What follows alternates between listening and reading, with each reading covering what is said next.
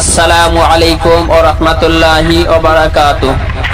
সত্যের সন্ধানে মানবতার কল্যাণে ডব্লিউবি মুসলিম টিভি।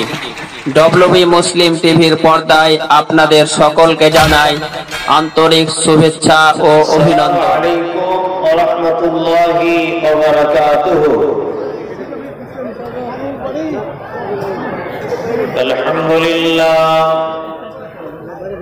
الحمد لله نحمده ونستعينه ونستغفره ونؤمن به ونتوكل عليه ونعوذ بالله من شرور أنفسنا ومن سيئات أعمالنا من يهد الله فلا مضل له ومن يضلل فلا هادي له. أما بعد أعوذ بالله من الشيطان الرجيم. بسم الله الرحمن الرحيم.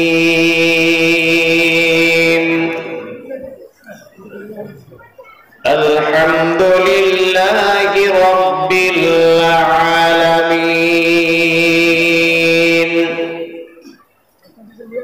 الرحمن الرحيم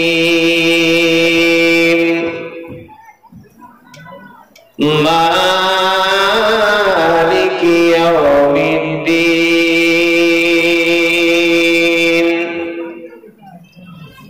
إياك نعبد وإياك نستعين.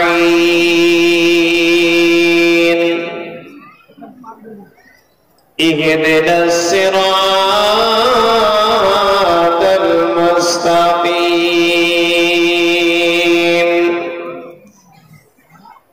صراط الذين أنعمت عليهم غير المغضوب عليهم ولا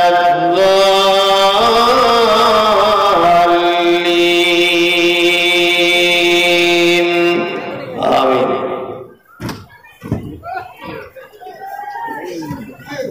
তোমার প্রেমে পাগল আমি,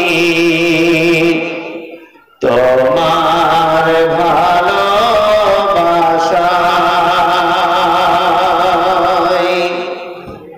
তোমার প্রেমে পাগল আমি, তোমার ভালোবাসায় আমার রাত কাটে না, দিন কাটে না, আমার রাত কাটে না, দিন কাটে না, শুধু তোমার পাওয়ার আশায়, শুধু তোমার পাওয়ার আশায়, তোমার প্রেমে পাগল আমি, তোমার ভালোবাসায় আমার রাত কাটে না, দিন কাটে না, আমার রাত কাটে না, দিন কাটে না, শুধু তোমার পাওয়ার আশায়, শুধু তোমার পাওয়ার আশায়। লোকে আমায় পাগল বলে, কেউ বা বলে বোকা, কেউ বা আমায় অজ্ঞ বলে, কেউ বা বলে রোকা। যে যাই বলো কি আসে যায়, আর কথাই তীর লা ইলাহা ইল্লাহু সামিউম বাশীর লা ইলাহা ইল্লাহু সামিউম বাশীর।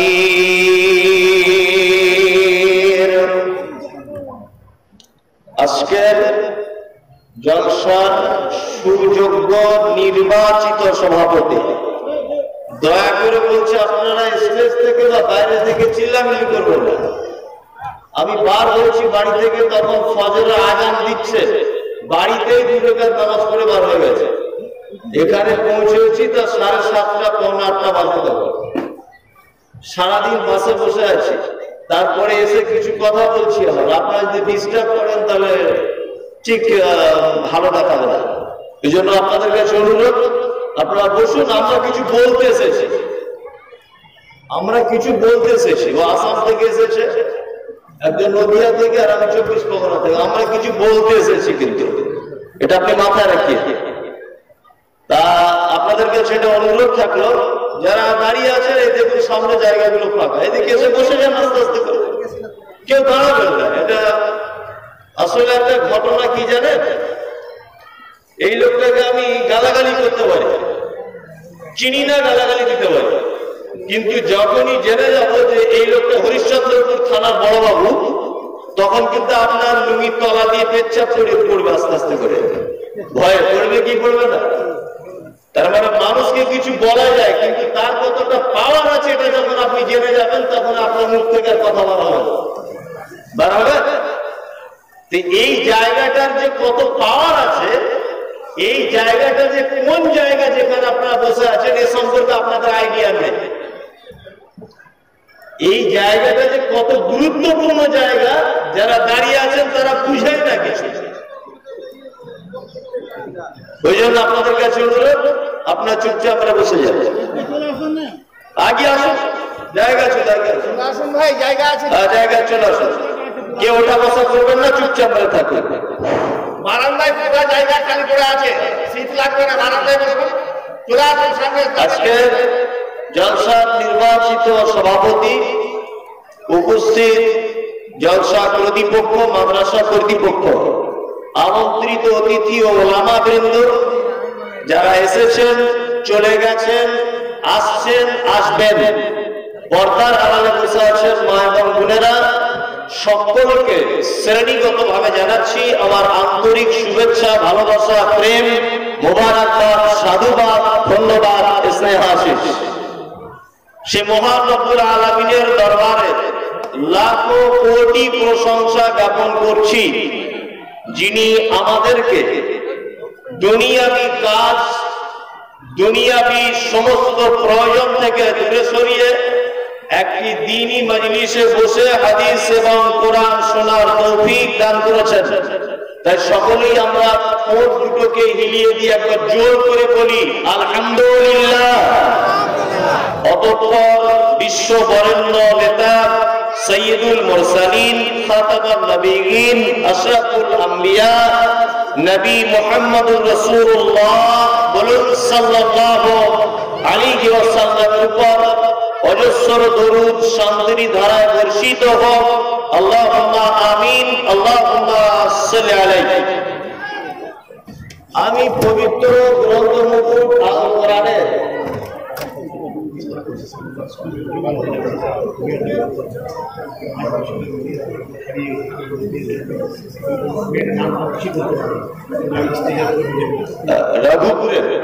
রাঘুপুরের একটা 5 বছরের মেয়ে হারিয়ে গেছে, যদি খোঁজ পেয়ে থাকে স্টেজে আনুন মেয়েটাকে। আমি পবিত্র আল কোরআনের খুব পরিচিত এবং সকলেরই জানা সূরা ফাতিহা আপনাদের সামনে তেলাওয়াত করেছি। আপনাদের মুখস্থ সবারই নাকি? সবারই মুখস্থ। আচ্ছা, এখানে কেউ এমন ব্যক্তি আছেন যে আলহামদু থেকে ওয়ালা জাল্লিন পর্যন্ত এটা বাংলায় বলে দিতে পারবেন? সে কোনো মাদ্রাসায় পড়া লোক হলে হবে না, সাধারণ লোক কেউ আছেন একজন? জি, বাংলায় মানেটা বলে দিব। কে আছে? জানেন না? এটা হচ্ছে বর্তমান অবস্থা। আপনাকে একটা গল্প বলি, তাহলে শুনুন। বলছি একটা, ভালো করে শুনবেন। আমি গত 4 থেকে 5 বছর আগে মিনিমাম, স্মরণ আসছে না ঠিক, 2015 সালে সম্ভবত, দীঘা, যেখানে মানুষ বেড়াতে যায়, দীঘা জানেন তো? দীঘা মেদিনীপুরের এই দীঘাতে, ওখানে পাশে শঙ্করপুর বলে একটা গ্রাম ছিল, ওখানে একটা জলসাতে গিয়েছিলাম। তা আমাকে যে বাড়িতে বসতে দেওয়া হলো, ওই বাড়ির একটা বাচ্চা ছেলে আমার পাশে ঘুরঘুর ঘুরঘুর করছে। তা আমি তাকে জিজ্ঞাসা করছি, তোমার নাম কি? বলছে, আমার নাম সাইফুদ্দিন। আলহামদুলিল্লাহ, খুব ভালো নাম। আচ্ছা বাবু, তুমি কোন ক্লাসে পড়ো? তোমার আব্বার নাম কি? আমার আব্বার নাম আব্দুল্লাহ। আলহামদুলিল্লাহ, ভালো নাম। আচ্ছা, তুমি কোন ক্লাসে পড়ো? বলছে, আমি ক্লাস 7-এ পড়ি। খুব সুন্দর। আচ্ছা, তোমাকে তাহলে দুটো একটা জিনিস জিজ্ঞাসা করি, বর্তমান অবস্থা বলছি আমি। তা বলছে, করুন। আচ্ছা আচ্ছা, বলো তো আমাদের বিশ্বকবির নাম কি? বলছে, হুজুর ওটা আপনি জানেন না? বলছে, আমি জানি, ওটা তোমার থেকে শুনতে চাইছি, তুমি কতটা জানো? বলছে, রবীন্দ্রনাথ ঠাকুর। রাইট অ্যান্সার, ঠিক বলেছে। আচ্ছা, এই বিদ্রোহী কবি কাকে বলে তুমি জানো? বলছে, কাজী নজরুল ইসলাম। বাবার নাম ফকির আহমেদ, মায়ের নাম জায়দা বিবি, বর্ধমান চুরুলিয়াতে বাড়ি। ঠিক বলেছ। আচ্ছা, ওইখানে তো দাদির কবর ডালিম গাছের তলে, 30টা জীবন 30টা বছর ভিজা রেখেছে কি 2 নয়নের জলে। বলো তো কবিতাটা কার লেখা? বলছে, হুজুর এটা জসিমউদ্দিনের। ঠিক বলেছ। তোমার শেষ প্রশ্ন করছি, ভালো করে শোনো। তুমি মোহাম্মদ বলে কাউকে চেনো? বলছে, হুজুর আগে আমাদের দক্ষিণ পাড়ায় বাড়ি ছিল, এখন উত্তর পাড়ায় উঠে গেছে, তো বয়সগুলো আমি ঠিক চিনতে পারছি না। আমার আব্বা ভালো জানে। তুমি রবি ঠাকুরকে চেনো, বিদ্রোহী কবি নজরুলকে চেনো, তুমি মোহাম্মদ সাল্লাল্লাহু আলাইহি ওয়াসাল্লামকে চেনো না? বলছে, আগে আমাদের দক্ষিণ পাড়ায় বাড়ি ছিল, এখন উত্তর পাড়ায় উঠে গেছে, লোকটাকে চেনা চেনা লাগছে। ঠিক বলেছ। তার মানে আমি বুঝতে পারলাম সব জানে, মোহাম্মদ সাল্লাল্লাহু আলাইহি ওয়াসাল্লামকে জানে না। তা আপনার অবস্থা ঠিক কেমন? আপনি সব জানেন। আইপিএল এর খেলা কাদের সঙ্গে কাদের, 13 তারিখে, 14 তারিখে কাদের, এটা আপনি জানেন? জানেন না? অমুক লোকসভায় কে দাঁড়িয়েছেন, আপনি খবর রাখেন? অমুক বিধানসভায় কে এমএলএ, এটা আপনি জানেন? যে শাহরুখ খানের সঙ্গে কার বিয়ে হয়েছে, এটা আপনি জানেন? প্রীতি জিন্টারের বড়ের নাম কি, এটা আপনি জানেন? জানেন না? সব জানেন। অথচ সিরাত ফাতিহার বাংলা জানেন না। এটা কি খুব আশ্চর্যজনক ব্যাপার না? আপনাদের খুব মানে গুড নিউজ, তাই তো? যে আপনি সিরাত ফাতিহার বাংলা জানেন না। কি আশ্চর্য! ছেলে হারিয়ে যাচ্ছে, মা গুলো কি করে? কেমন মাস যে ছেলে হারিয়ে যায় কোল থেকে? আশ্চর্য ব্যাপার। বারবার ছেলে হারিয়ে যাচ্ছে, কেমন মা? সূরা ফাতিহা তেলাওয়াত করেছি আপনাদের সামনে। কি বলছি বুঝতে পারছেন? কি বলছি বুঝতে পারছেন? সূরা ফাতিহা তেলাওয়াত করেছি। কলকাতা থেকে এসে সূরা ফাতিহা বলতে এসেছেন, আর অন্য কিছু খুঁজে পাননি? এটা মানুষ মনে মনে ভাবতে কিনা কলকাতা থেকে এসে সূরা ফাতিহা আবার টাকা নিয়ে চলে যাবে? কঠিন ব্যাপার। সূরা ফাতিহাটাই বলবো, লিখে রাখুন। আমি বলছি, লিখে রাখুন। তা সূরা ফাতিহা বলতে আপনি এসেছেন, আমি সূরা ফাতিহা বলতে এসেছি। এই সূরাটার বাংলা বলে বক্তব্য শেষ করে দিব, তবে একটা আয়াত পর্যন্ত হবে কি বলতে পারছি না আমি ঠিক। 2 ঘন্টা সময় হোক আর 3 ঘন্টা হোক, এই সূরা ফাতিহাটাই বলবো। পবিত্র আল কোরআনে এমন একটি সূরা আছে যা তাওরাতে ছিল না, জাবুরে ছিল না, ইনজিলে ছিল না, শুধুমাত্র মুহাম্মদ সাল্লাল্লাহু আলাইহি ওয়াসাল্লামকে দেওয়া হয়েছে। তার নাম হচ্ছে সূরা ফাতিহা। কি বলছি বুঝতে পারছেন? এর সমতুল্য এর মতো মর্যাদাবান সূরা তাওরাতে ছিল না, জবুরে ছিল না, ইনজিলে ছিল না, আছে শুধুমাত্র পবিত্র কি আল কোরআনে। এটা আমরা প্রত্যেক নামাজেই পড়তে হয়, হয় কি হয় না? আল্লাহ রাসূল কি বলেছেন? লা সালাতা লিমান লাম ইয়াকরা বিফাতিহাতিল কিতাব। কোন সালাত হয় না, কোন নামাজ হয় না সূরা ফাতিহা কি ছাড়া। কি বলছি বুঝতে পারছেন? সূরা ফাতিহা ছাড়া নামাজ হয়? কিন্তু এক শ্রেণীর মানুষ, সেটা বড় আশ্চর্য লাগে, তারা বক্তা জগতে বক্তব্য দেওয়ার আগে তাদের নামের আগে লেখা হয় বক্তা সম্রাট। পশ্চিমবঙ্গে এরকম বক্তা আছে না নেই? আছে বক্তা সম্রাট, যাদেরকে বক্তা সম্রাট হিসেবে আখ্যায়িত করা হচ্ছে। আজকে 50 বছর বক্তব্য জগতে যারা নিজেদেরকে বলছে আমরা বুখারী শরীফের দাস দিচ্ছে, আজকে 20 বছর, তাদের সৌভাগ্য এটা হলো না যে সূরা ফাতিহাটা দিয়ে ইমামের সঙ্গে জামাতে সালাত আদায় করা, এটা তাদের নসিবে জোটেনি। 60 বছর বক্তব্য রাখছে হুজুর, এখনো পর্যন্ত আল্লাহর নবী মুহাম্মদ সাল্লাল্লাহু আলাইহি ওয়াসাল্লামের পদ্ধতিতে 2 রাকাত নামাজ পড়ার ক্ষমতা হয়নি। কি বলছি বুঝতে পারছেন? অথচ বক্তব্য দেওয়ার আগে লেখা হতো বক্তা সম্রাট। কি আশ্চর্য ব্যাপার! সূরা ফাতিহা ছাড়া কোনো নামাজ হয় না, হয় প্রত্যেক নামাজে সূরা ফাতিহা লাগে, লাগে কি লাগে না? পবিত্র আল কোরআন তথা কোরআনের একটা চরম বৈশিষ্ট্য হচ্ছে এটা যে একাধিকবার পড়লেও মানুষ বিরক্ত হয় না, হয় না? আমি একদিন লালগোলাতে যাচ্ছি, আমি তো আমার গলা সুর ভালো লাগে, বুঝলেন, ওই জন্য ভালো করে বলতে পারি না, একটা একটা করে বলছি, আপনি শুনতে থাকবেন। সুর যদি শুনতে চান তো দেলোয়ারের কাছে শুনবেন, আমার পরেও আসছে আসাম থেকে, ও তো আমার থেকে অনেক ছোট বন্ধু, তো ওকে তুমি বলে কথা বলি, তা ও আসছে, ও আপনাকে অনেক সুর শোনাবে, নদিয়া অনেক শুনিয়েছেন, তা আমি একটু না কাটা কাটা করেই বলি। একদিন লালগোলাতে ঢুকছি, পাগলাচন্ডী বলে নদিয়াতে একটা স্টেশন আছে, পাগলাচন্ডী, আপনি দেখবেন গুগলে সার্চ করে পাগলাচন্ডী। তো এই পাগলাচন্ডী স্টেশনে ট্রেনটা দাঁড়িয়েছে, একটা বাচ্চা ছেলে উঠেছে। এই ঘটনাটা যদিও বা বলে থাকি, তবু আবার দ্বিতীয়বার বলছি বোঝানোর জন্য। তা বাচ্চা ছেলেটা উঠে একটা সুন্দর গান গাইছে। গান না কবিতা তো আল্লাহ হাকিম বেহতার জানে। একটা ডুগডুগি হাতে নিয়ে বলছে, আমি কি বলবো সেটা আপনাদের বলবো? বলছি তাহলে, এখানে আলেম সমাজ আছে, তো শাইখুল হাদিসরা আছেন, আমার বলাটা ঠিক হবে না, কিন্তু বোঝানোর জন্য তবুও বলছি, কিছু ভ্যাক না করলেও আমার ফায়দা, বুঝলেন?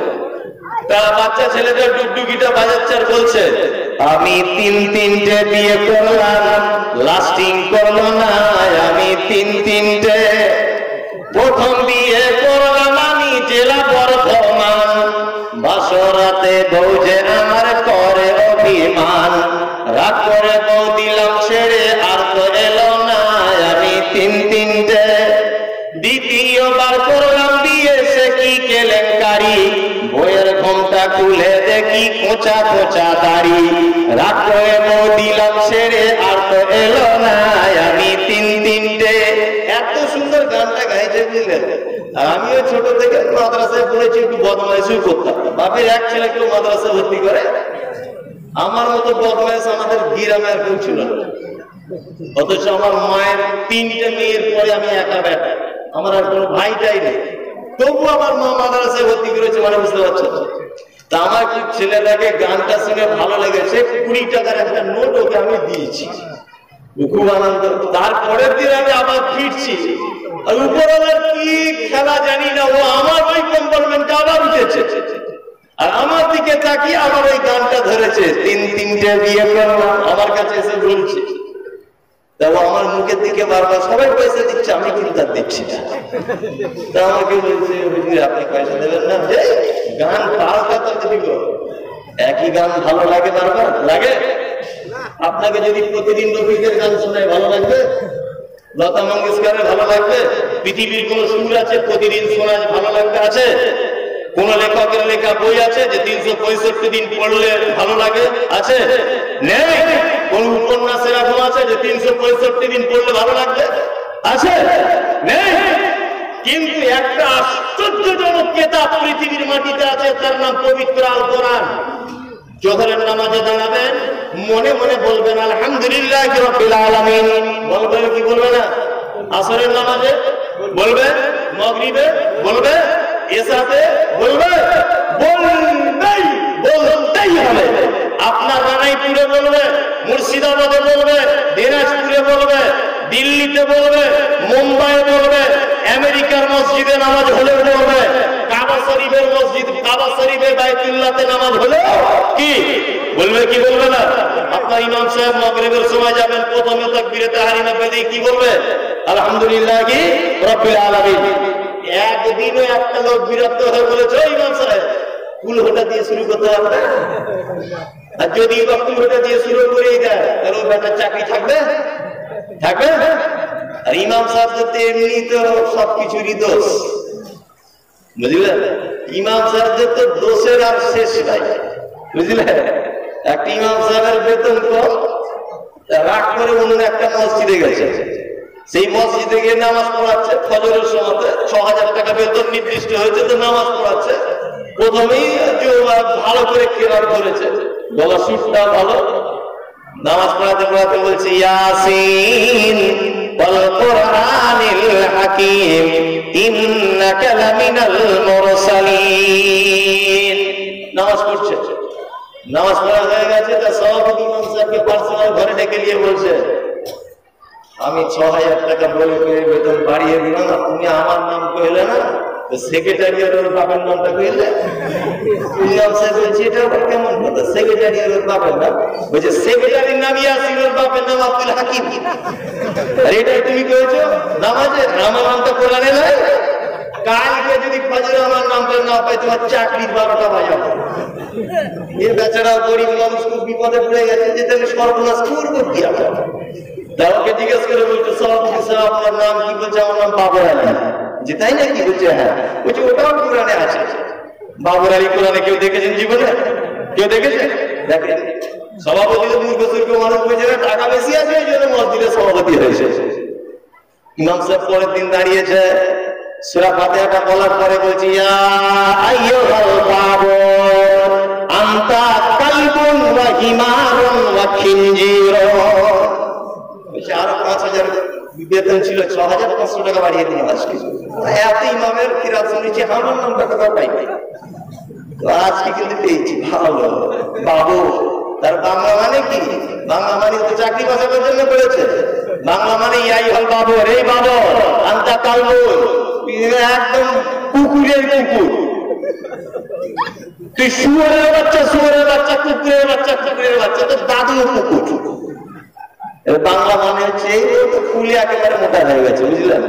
তো ইমাম সাহেব ভাইরা, এদের কপাল খুব খারাপ, অল্প বেতনে কাজ করে। তবে কিয়ামতের দিন ইনশাআল্লাহ আমি আশা করি এরা সবার প্রথমে থাকবে ইনশাআল্লাহ। মাদ্রাসায় যারা খাদেম, মাদ্রাসার যারা নাজিম, মাদ্রাসার যারা শিক্ষক, এটা আমার অন্তরের বিশ্বাস আছে, কিয়ামতের মাঠে যদি কেউ চান্স না পায়, এরা সবার আগে যাবে জান্নাতের লাইনে ইনশাআল্লাহ। এটা আল্লাহর কাছে আমার চূড়ান্ত দাবি রাখছি। এরা যে কি কষ্ট করে অল্প টাকায় বেতনে চাকরি করে তা আল্লাহ ভালো জানে, এদের অবস্থাটা কেমন। তাই ইমাম সাহেব সূরা ফাতিহা পড়তে রেখাতে পড়ে কি পড়ে না? পড়ে। তাহলে এবার বাংলাটা আস্তে আস্তে করে বলি। এই সূরার অনেক বৈশিষ্ট্য আছে, অনেক নাম আছে। একটি নাম আছে সূরাটা সূরাতুশ শিফা, সমস্ত রোগের প্রতিষেধক। আছে না নেই? আছে। তার মানে এই সূরা পড়ে কোন রোগীকে ঝাড়ফুঁক করলে সে রোগী ভালো হয়ে যায়। হাদিস শুনেছেন, সাহাবায়ে কেরামগণ সাপে কাটা রোগীকে ঝাড়ফুঁক করেছিলেন এই সূরা পড়ে। আছে না নেই হাদিসে? এখন অবশ্যই এই সূরা পড়ে যদি কোনো মুনি সাহেব কাউকে ফুঁক দেয়, তাহলে রোগ বেড়ে যাবে না রোগী মরে যাবে, আর বাঁচবে না। যদি বলছি আবার কেমন কথা বলছে, আসলে আমাদের ইমাম তো দুর্বল। হুজুর যে ফাতিহা পড়ে ফুঁক নিবে, তার আগে 1250 পাওয়ারের জর্দাকে মুখে ওর সেন্টে ভর্তি, তো ওর ফাতিহায় কাজ হবে? হবে? হবে না। এই সূরাটির আরেকটি নাম হচ্ছে উম্মুল কিতাব। নাম আছে না নেই?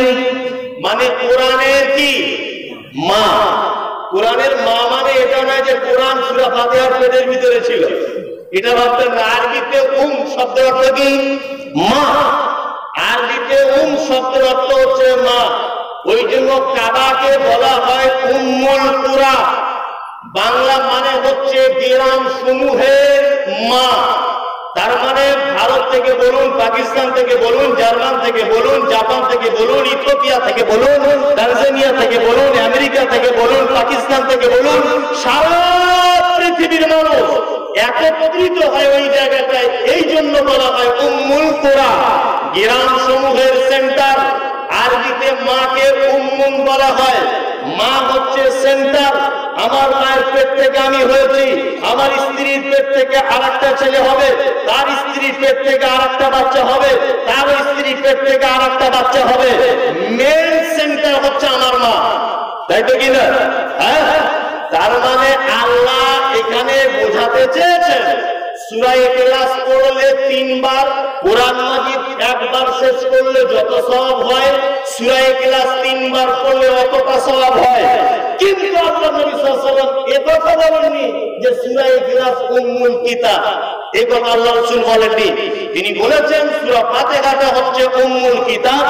মানে আল্লাহ রাব্বুল আলামিন টোটাল কোরআন মাজিদে যা কিছু বলেছেন, যা কিছু বলতে চেয়েছেন, সব কথার মেন মূল কথা সূরা ফাতিহার ভিতরে কি লিপিবদ্ধ করা আছে। এই জন্য এটাকে বলা হয় উম্মুল কিতাব। এই সূরার আরেকটা মারাত্মক বৈশিষ্ট্য এটাই, আপনি সালাত যখন শুরু করবেন, আপনি অন্যান্য সূরাগুলি মাঝখান থেকে শুরু করে দিতে পারেন, অসুবিধা নেই। যে কোনো সূরা মাঝখান থেকে শুরু করতে পারেন। আপনি ধরে নেন সূরা গাসিয়া তেলাওয়াত করছেন, হালাকা হাদিসুল গাসিয়া, 4-5টা আয়াত পড়লেন, আপনি রুকুতে চলে গেলেন, এটা জায়েজ, চলবে। একটি মাত্র পবিত্র কোরআনের সূরা আছে যার 7টি আয়াতই পড়া লাগবে বাধ্যতামূলক। কি বলছি বুঝতে পারছেন? যার 7টি আয়াতই পড়া লাগবে বাধ্যতামূলক। আপনি ইহদিনাস সিরাতাল মুস্তাকিম থেকে যদি নামাজ শুরু করেন, নামাজ বাতিল, নামাজ হবে না। কি বলছি বুঝতে পারছেন? আপনি যদি আলহামদুলিল্লাহ থেকে আবার গায়রুল মাগযুব আলাইহিম এইখানে ছেড়ে দেন, তাও নামাজ অসম্পূর্ণ। আপনাকে টোটালটাই পড়া লাগবে। এটা পবিত্র আল কোরআনের সূরা ফাতিহার কি মর্যাদা বা সম্মান। এবারে বাংলায় বলি একটা একটা করে, খুব আশ্চর্য তথ্যজনক কথা আপনার কাছে বলবো। আমি কলকাতা থেকে এসেছি, প্রায় 523 থেকে 24 কিলোমিটার হবে আমার বাড়ি। কি বলছি বুঝতে পারছেন? আপডাউনে প্রায় 1000 থেকে 1100 কিলোমিটার রাস্তা। এসেছি যখন আপনাকে কিছু দিয়ে তবে এখান থেকে যাব, তার আগে নয়। আলহামদুলিল্লাহি রাব্বিল কি আলামিন। আমার সঙ্গে বলুন, আলহামদুলিল্লাহি রাব্বিল আলামিন।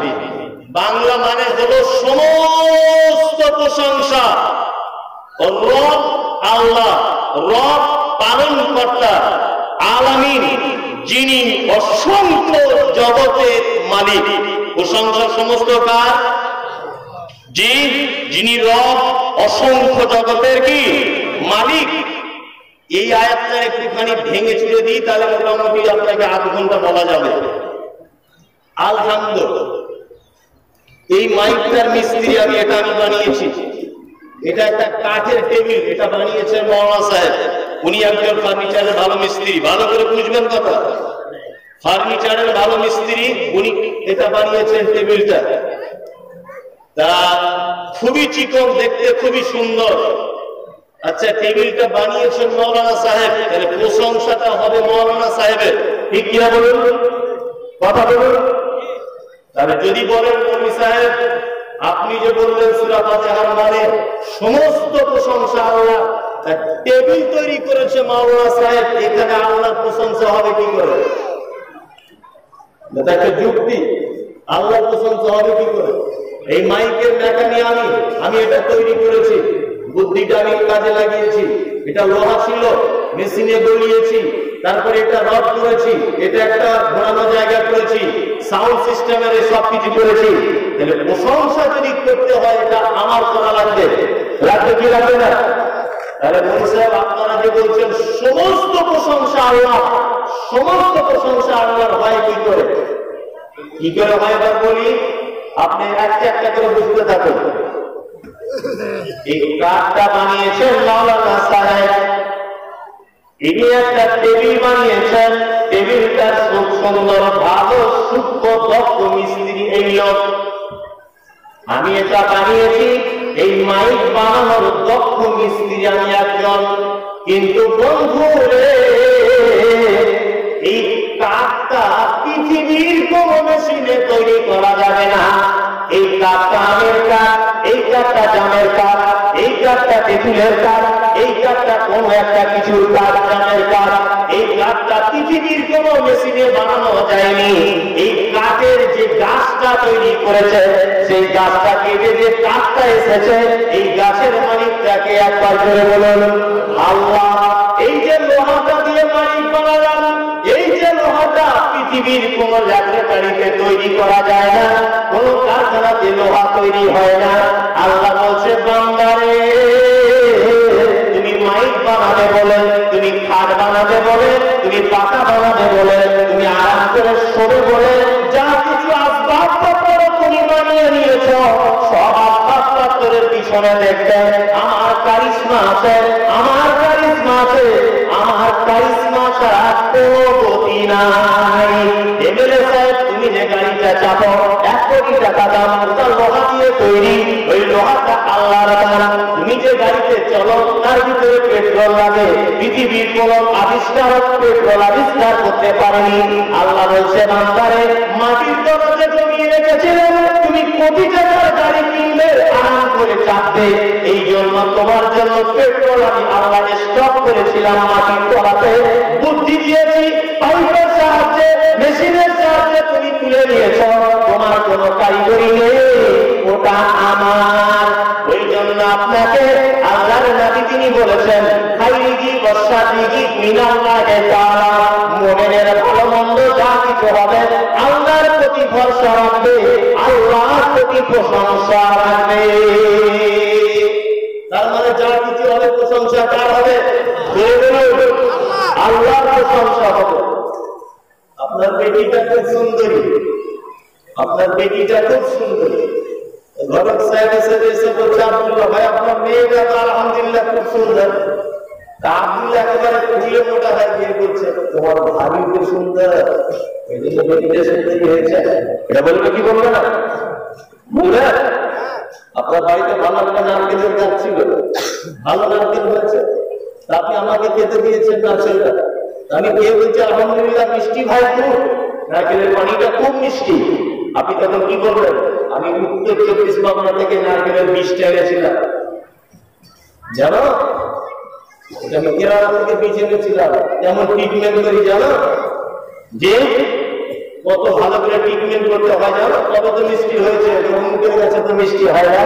এই যে কথাটা বলেছে ঠিক বলেছে না ভুল বলেছে? এই মাত্র আপনি মসজিদে বলে এসেছেন, সমস্ত প্রশংসাটা আল্লাহ। মসজিদ থেকে বার হয়ে যদি আপনাকে বলা হয় ভাই ওই 2 বিঘা জমিতে আপনাদের কত বস্তা ধান হয়েছে? 36 বস্তা হয়েছে। খুব ভালোই হয়েছে। তখন ও মিলে মজা হারিয়ে বলছে এমনি হয়েছে, কেমন পরিচর্যা করেছি জানো? এই মাত্র বলেছে যে আল্লাহ সব প্রশংসা তোমার। বলেছে কি বলেনি?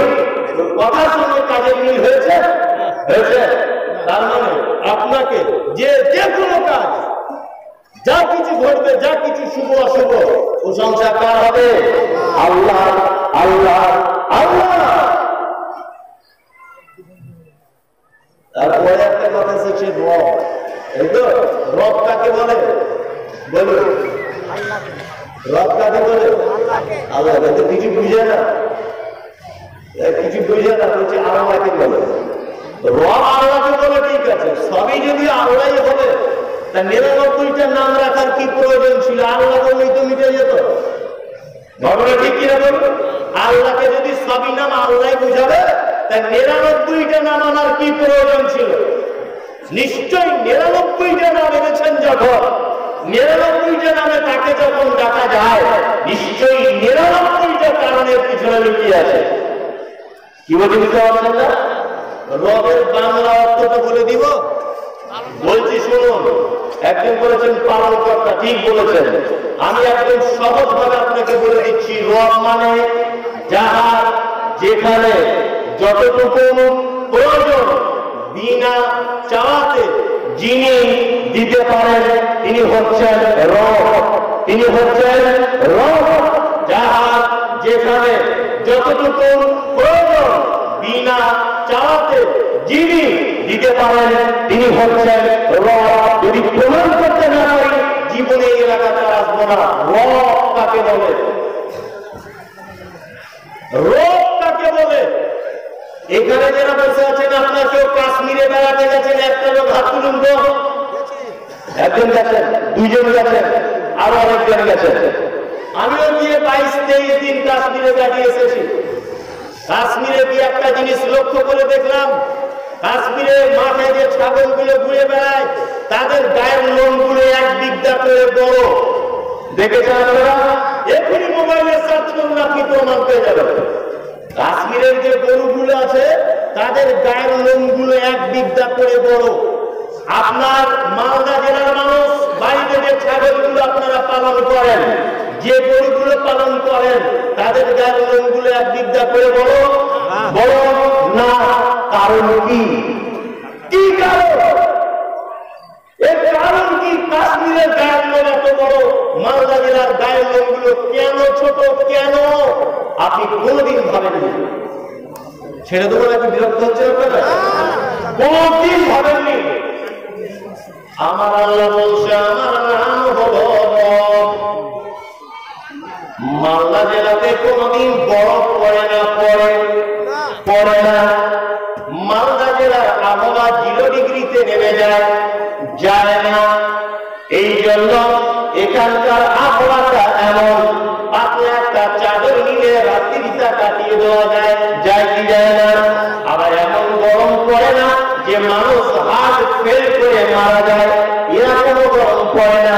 আমরা না অতি শীত বহন করি না অতি গরম আমরা বহন করি। ওই জন্য আমাদের এখানে আল্লাহ যে ছাগলগুলো বানিয়েছে, যে গরুগুলো বানিয়েছে তাদের গায়ের লোমগুলো খুব ছোট ছোট।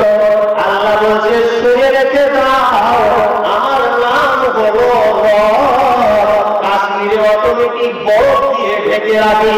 ওখানকার ছাগলের গায়ের লোমগুলো যদি ছোট ছোট করে দিই ওরা সব এরকম ভাবে করতে করতে এক পর্যায়ে মারা যাবে। আমার নাম রব, ওকে কাশ্মীরে বানিয়েছি বলে ওর গায়ে আমি আগে থেকে কম্বল জড়িয়ে দিয়ে ওকে তৈরি করে দিয়েছি।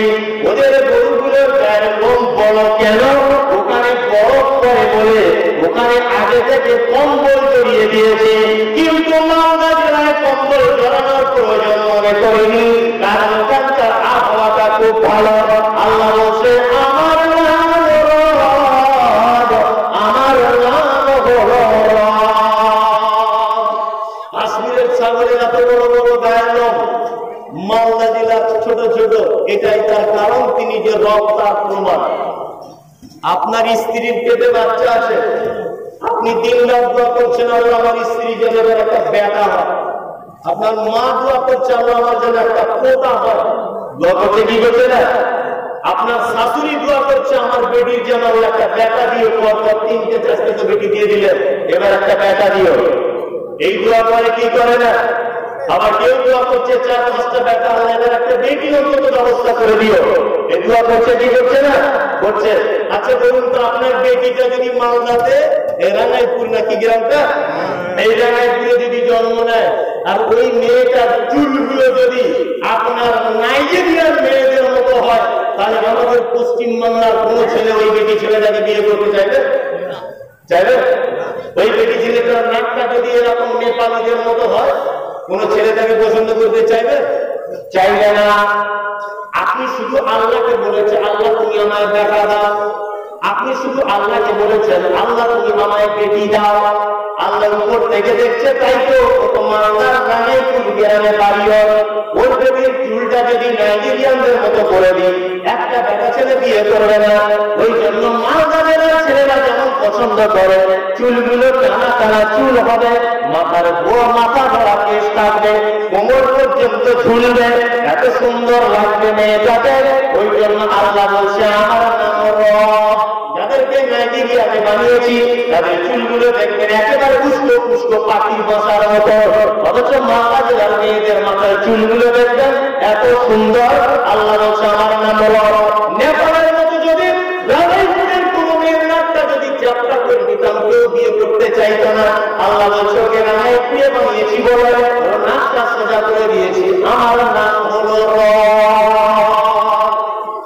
ওই যে আগে বলেছি যার যেখানে যতটুকু প্রয়োজন বিনা চাওয়াতে জেনে দিতে পারেন তিনি কে? রানাইপুরে আপনাকে বানিয়েছে বলে আপনার বেটিটা দেখতে পারো, ওই বেটিটাকে যদি নেপালে বানিয়ে দিত তো নেপালিদের মতো হতো।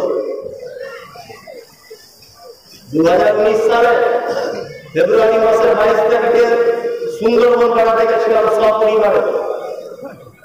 সুন্দরবন বেড়াতে গেছি, 3 দিন জলে ছিলাম, 3 দিন নদীতে ঘুরেছি, ডাঙাতে উঠিনি, ওখানে নামাজ পড়েছি, ওখানে রান্না করেছি, ওখানে খেয়েছি, 3 দিন ছিলাম।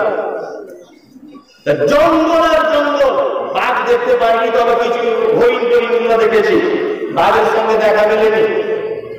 যে কথা বলছিলাম 3 দিন থাকলাম, 3 দিন জঙ্গল বেরিয়েছি, চারিদিকে ঘুরেছি, একটাও জঙ্গলে কাঁঠালের গাছ দেখতে পাইনি, একটাও আমের গাছ দেখতে পাইনি, একটাও খাজুরের গাছ নেই, একটাও দেখলাম না যে ওখানে বেলের গাছ আছে, একটাও দেখলাম না যে ওখানে সবেদার গাছ আছে, ডালিমের গাছ আছে, আঙ্গুরের গাছ আছে, একটা গাছ নেই, সব আগাছাতে ভর্তি জঙ্গল।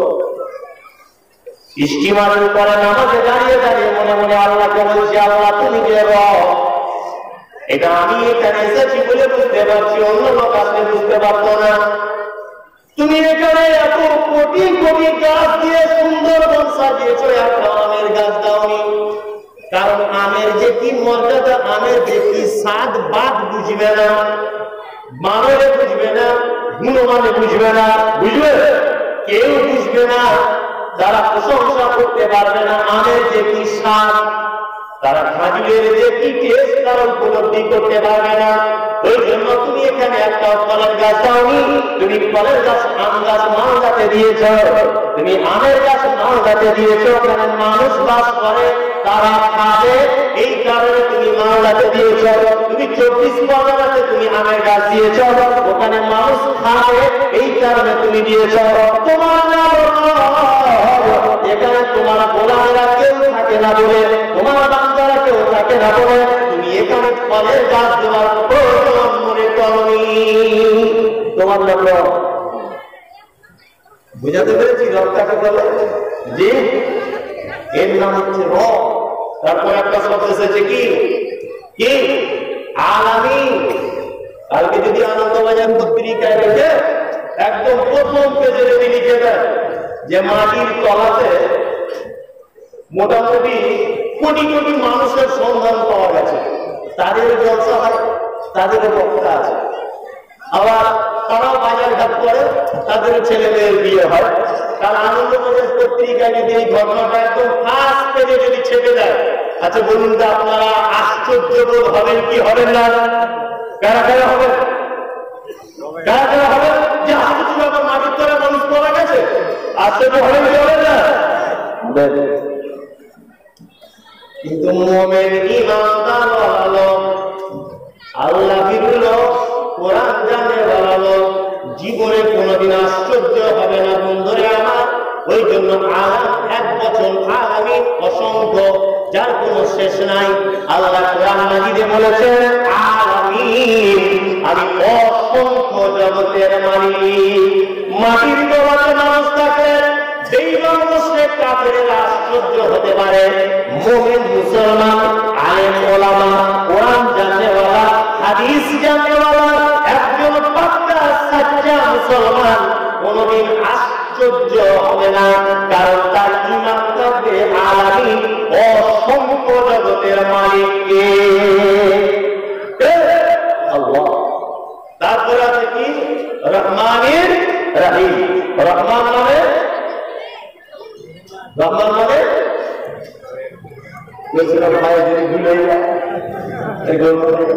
রহমান মানে কি জোরে বলুন? দয়ালু। আর রহিম মানে ওটাও দয়ালু। দুটো যখন দয়ালুতে দুটো শব্দ পাশাপাশি আনা হলো কেন? এটা একটা প্রশ্ন হতে পারে যে দুটো পাশাপাশি এলো কেন? আল্লাহ একটা ব্যবহার করতে পারতেন, দুটো কি প্রয়োজন হলো? এই লোকটা খুব দামি, লক্ষ লক্ষ টাকা দান করে। তা আমরা লোকটার সম্মানার্থে অনেক সময় কি বলি? তো দানি নয়, দানবীর বলি না আমরা। দানবীর মানে যার দানের কোনো কুল কিনারা নাই, শেষ হয়। হাজী মোহাম্মদ মহসিন নাম শুনেছেন নিশ্চয়? শুনেছেন? হাজী মোহাম্মদ মহসিনকে কি বলে ডাকা হয়? দানবীর। তার মানে কি? অসংখ্য তার দানের শেষে আল্লাহ বলছে আমি তো দয়ালু, আমার দয়ার শেষ নাই। ঠিক ওই রকম একটা মানুষকে যখন দানিকে দানবীর বলা হয়, কোন মানুষের দয়ার যখন শেষ থাকে না, স্রষ্টা আল্লাহ তার দয়ার শেষ নেই, তার অপুরন্ত দয়া। এই কারণে আমার একটা শব্দ ব্যবহার করা হলো রাহিম, দয়ালু দয়ালু। কিন্তু মুহাদ্দিসরা একটা কথা এখানে বলেছেন, আর রহমান আমাতান ফিদ দুনিয়া, রহমান এমন একটা দয়া, রহমান দিয়ে এমন একটা বোঝানো হয়েছে একজন দৃষ্টি হলে আসমান থেকে বেঈমানের জমিতে হবে, নামাজীর জমিতেও হবে, একজন বদমাইশের জমিতেও হবে, একজন আল্লাহর জমিতেও হবে। আল্লাহ বলছে আমার এই রহমান নামক দয়া থেকে পৃথিবীর কেউ বঞ্চিত হবে না, দালাল বঞ্চিত হবে না, বাটপার বঞ্চিত হবে না, খুনি বঞ্চিত হবে না, বদমাইশ বঞ্চিত হবে না, চোর বঞ্চিত হবে না, কেউ বঞ্চিত হবে না। আমার নাম হলো রহমান আর রহিম। খাসসাতান ইয়াউমাল কিয়ামাহ, রহিম এমন একটা দয়া, আল্লাহ এমন একটা দয়া পূর্বক নাম। এই দয়াটা শুধুমাত্র কিয়ামতের মাঠে বিশেষ কিছু মানুষের উপরে করা হবে। বন্ধুরা আমার, সেই দিন সবাইকে এই দয়া করা হবে না। ওই জন্য যখন দোয়া করবেন, আল্লাহকে দুয়ার মাঝখানে বলবেন, আল্লাহ দুনিয়াতে তুমি যা পুরস্কার দিয়েছো, দুনিয়াতে আমার জন্য যে ভালো তুমি সেটা করো। আর কিয়ামতের মাঠে নবীরা যদি ইয়ারাফি করবে, বাপ যেদিন বেটার হবে না, বেটা যেদিন বাপের হবে না, কারো সঙ্গে কারো যেদিন সম্পর্ক থাকবে না, বাপ যেদিন বেটাকে দেখে ভুলে যাবে, আল্লাহ দয়া করে মেহেরবানি করে সেই দিন তুমি রহিম নামক দয়াটা আমার উপরে করে দিও। আর তুমি যদি রহিম নামক দয়াটা করে দাও, তাহলে জান্নাত পেয়ে যাব, তাছাড়া জান্নাত পাওয়ার কোনো গতি থাকবে না। আল্লাহর দয়া ছাড়া কেউ জান্নাত যেতে পারবে? আল্লাহ নবী পর্যন্ত বলছে আল্লাহর দয়া ছাড়া জান্নাত যাওয়া যাবে কি? যাবে না। তারপর কি বলি? মালিকি ইয়াউমুদ্দিন, আল্লাহ তুমি কি কিয়ামতের দিবসের কি মালিক। তারপরে একটা আয়াত এসেছে, ইয়্যাকা না'বুদু ওয়া ইয়্যাকা নাস্তাঈন। ইয়্যাকা না'বুদু মানে আল্লাহ তোমারই ইবাদত করি, ওয়া ইয়্যাকা নাস্তাঈন তোমারই কাছে কি চাই? সাহায্য চাই। এবার একটা মারাত্মক কথা আপনাকে বলছি পবিত্র কোরআন থেকে, শুনে নিয়েন ভালো করে। ইবাদত কার করা লাগবে? কথা বলুন, কার? আল্লাহ করা লাগবে। এবার আপনাকে একটা কথা বলি, আল্লাহ কোরআন মাজিদে কি বলেছেন? ওয়া আমিলাতুন নাসিবা তাসরা নারান হামিয়া।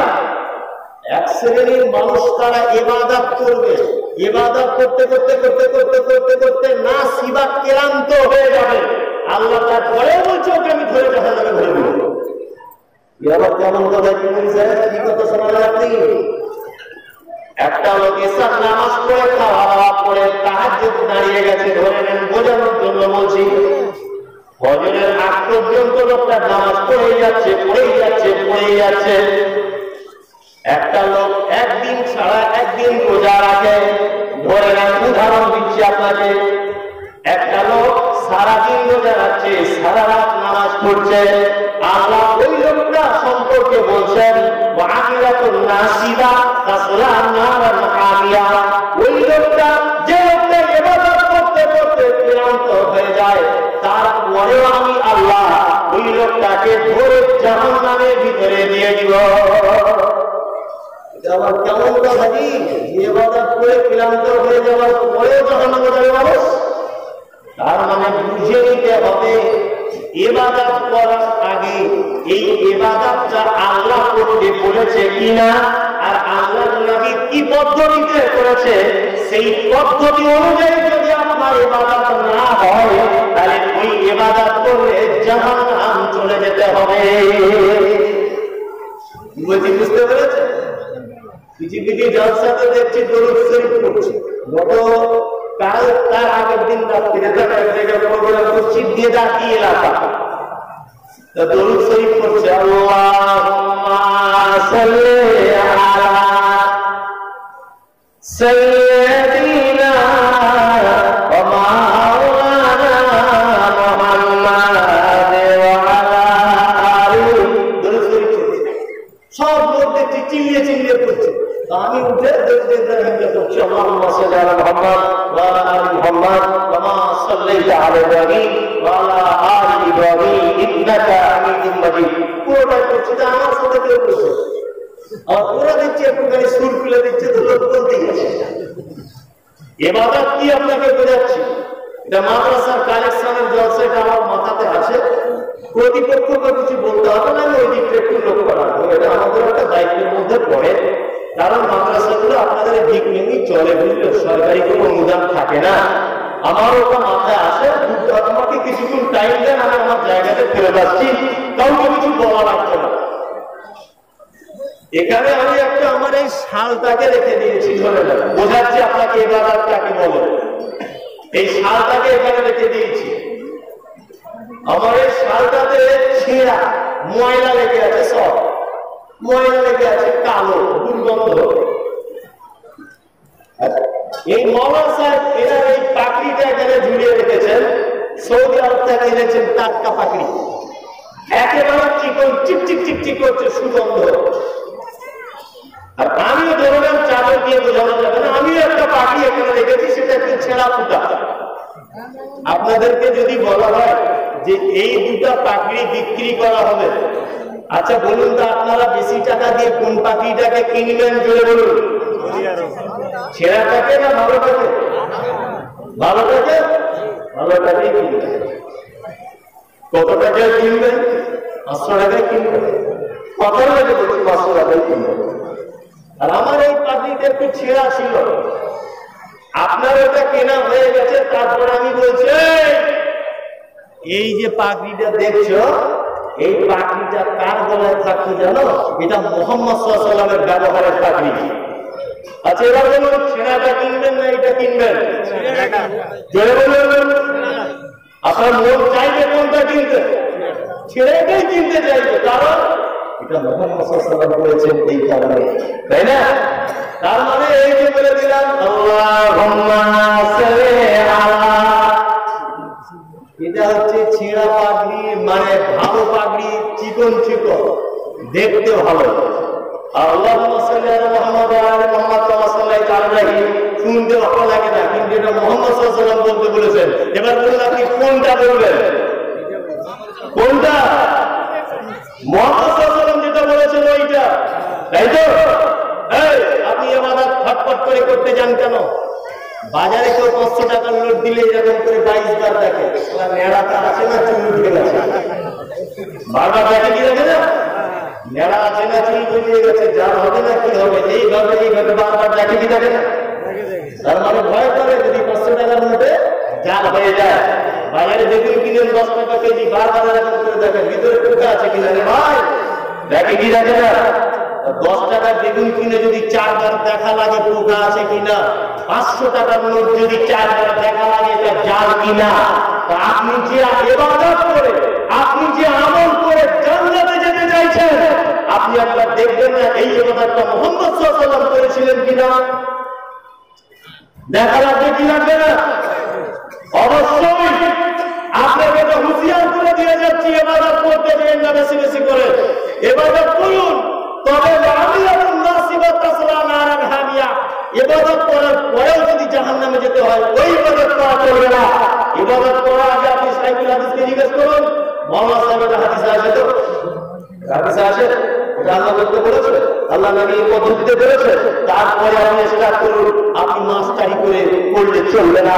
নবী বলেছেন দাঁড়িয়ে করো, তোমাকে দাঁড়িয়েই করা লাগবে। নবী বলেছেন বসে করো, তোমাকে বসেই করা লাগবে। আল্লাহ নবী বলেছেন একবার করো, একবারই করা লাগবে। আল্লাহ রাসূল বলেছেন তিনবার করো, তিনবারই করা লাগবে। আপনি যদি চারবার করেন তাহলে ওই ইবাদত আপনাকে জাহান্নামে নিয়ে চলে যাবে। আমি একজন হাই স্কুলের হেডমাস্টার, স্কুলের ছাত্রকে প্রশ্ন করেছি, রাখাল ছেলে কবিতাকে তুমি 8 লাইন মুখস্থ লেখো। ছেলেটা কবিতাটা 35 লাইনের, ওই স্কুলের পরীক্ষার খাতাতে 8 লাইন না লিখে 35 লাইন লিখে দিয়েছে। আচ্ছা বলুন তো দেখি, ওই ছাত্র নাম্বার পাওয়ার যোগ্যতা রাখে না? কোনটা রাখে না? এক শিক্ষক মানে শিক্ষকের কথার অবাধ্য ছাত্র, এই জন্য নাম্বার পাওয়ার যোগ্য নয়। ঠিক তেমন ইবাদতের ক্ষেত্রেও তাই। মুহাম্মদ সাল্লাল্লাহু আলাইহি ওয়াসাল্লাম যেখান থেকে যতটুকু করতে বলেছেন, আপনি যদি তার থেকে বেশি কম যদি চুল পরিমাণ করে দেন, আপনি ওই ইবাদতের নাম্বার পাওয়ার যোগ্য রাখেন না।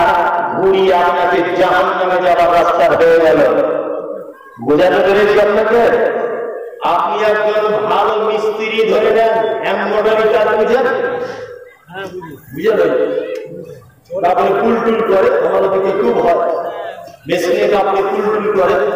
এই ভালো একটা কারখানার মালিক ধরে নেন, আপনি কলকাতা থেকে কাজ এনেছেন, চারিদিকে মালিক বলে দিয়েছে গোলাপ ফুল করে আনতে, গোলাপ ফুল করে আনলে তোমাকে পার পিছু 300 টাকা করে দেওয়া হবে। আপনি যদি বাড়িতে মাস্টাইল করে এসে গোলাপ ফুলের জায়গাতে টগর ফুল করে নিয়ে ওই কাপড়গুলো মালিকের কাছে নিয়ে যান, তাহলে বলুন তো দেখি আপনাকে টাকা দিবে না বেঁধে আপনার জরিমানা আদায় করবে? কোনটা? বেঁধে জরিমানা আদায় করবে। মানে আপনি স্যাম্পল পিস যেটা কোম্পানি দিয়েছে তার অবাধ্য টগর ফুল করে নিয়ে গেছেন। এই কারণে প্রত্যেক ইবাদতের ক্ষেত্রে স্যাম্পল তাকে করতে হবে। কথা বলুন, মুহাম্মদ সাল্লাল্লাহু আলাইহি ওয়াসাল্লামের করতে হবে। এই লোকটাকে স্যাম্পল করতে হবে। লেখাপড়া জানেন কিছু না? মুহাম্মদ সাল্লাল্লাহু আলাইহি ওয়াসাল্লাম লেখাপড়া জানতেন? জানতেন না। লোকটাকে কোরআনের ভাষায় কি বলা হয়? উম্মি, মানে নিরক্ষর। নিরক্ষর কেন? একজন শেফালি মুখার্জি, হরিদাস পাল, রমেন সরকার, অমুক হেমব্রম, অমুক তাই, এখন তো আপনাকে প্রশ্ন করতে পারে যে তোদের সব কাজে মডেল হিসাবে ব্যবহার করছি, মোহাম্মদকে স্যাম্পল হিসাবে, তোদের মোহাম্মদ লেখাপড়া জানে কিছু? বলতে পারে কি পারে না? বলতে পারে কি পারে না? পারে। এটা সে বলতেই পারে। তাহলে তিনি যে লেখাপড়া জানেন না তার কারণ কি? কারণটা একটা আছে। আমি কিন্তু বড় বক্তা, খুব বড় বক্তা মাওলানা মুনতাজির ইসলাম, সারা পশ্চিমবাংলায় আমার নাম, সারা বাংলা জুড়ে এই লোক আমার শিক্ষক। তা ইস্তেহারে নাম দেখাচ্ছেন আর বলছেন আমাদের এবারে কে বক্তা আসছে কলকাতা থেকে, মাওলানা মুনতাজির ইসলাম সাহেব। উনি কি বলবেন? কার কথা বলছিস তোরা? কালকে আমার কাছে মুদারি কাজ করেছে, প্রধান বক্তাকে বলবে কি বলবো না? বলবে কি বলবো না? আল্লাহ নবী সাল্লাল্লাহু আলাইহি ওয়াসাল্লামের জামানায় যদি স্কুলে মুহাম্মদ সাল্লাল্লাহু আলাইহি ওয়াসাল্লাম পড়তেন, সেই স্কুলে যদি শিক্ষক আবু জেহেল যদি হতো, আবু জাহল যদি হতো, উতবা সাইবা এরা যদি শিক্ষক হতো, আর যখন আল্লাহ রাসূল মিরাজ থেকে ফেরত এসে বললেন চাচা চাচা আমি নবী, আমি এই মাত্র জান্নাত জাহান্নাম থেকে এসেছি, চাচা তখন বলছি বাবা মিথ্যাবাদী দেখেছি মুহাম্মদ, তোর মতো জীবন দেখেছি। কালকে আমার কাছে ABCD পড়েছে, আজকে নবী বলে দাবি করছিস? এটা আপনি দেখে আবু লাহাব বলতে পারতো কি পারতো না? পারতো কি পারতো না? এইটা যাতে কেউ বলতে না পারে ওই জন্য ডাইরেক্ট কানেকশন জিবরিল মারফতে জ্ঞান দান করেছেন আমার নবীকে। কে? আল্লাহ আল্লাহ আল্লাহ। ইবাদত করতে গেলে কাজ করতে হবে আল্লাহ। ওয়া ইয়াকা নাস্তাঈন, সাহায্য করা চাইতে হবে কার কাছে? আল্লাহ। আল্লাহ দুনিয়ার কোনো মানুষের কাছে না, লাভ করে